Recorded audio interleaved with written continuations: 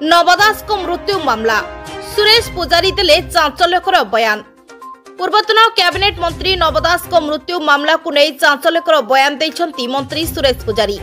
मासे हेलाणी नवम को मृत्यु को नहीं गोटे पर गोटे गुमर खोलिबारे लागिछि। आउ एही समय रे बड़ बयान देइछंती सुरेश पुजारी।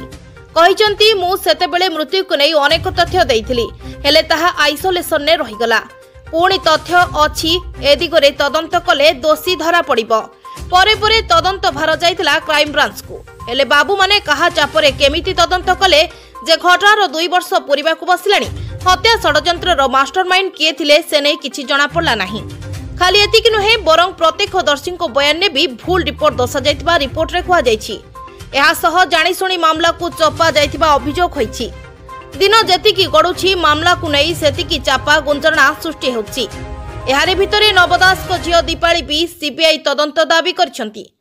हेले एबे सुरेश जो बयान देइछंती से एथिरु गोटिए कथा स्पष्ट हेउछि कि मामला को चापिबाकू केउठी ना केउठी चक्रांत सृष्टि होइथिला। आ एबे सरकार बदलिबा परे पुणी थरे तदंत हेबो एवं जो माने दोषी समानक विरोध रे मामला हेबो बोली कुहा जाउछि। तबे समय कहिबो तदंतर दिग जाउछि कुआडे। Bureau report Odisha digital. जदि आपण मानकू आम वीडियो भल लगी थाए ताहले आम चैनल को लाइक शेयर और सब्सक्राइब करने को भूलिबेनि।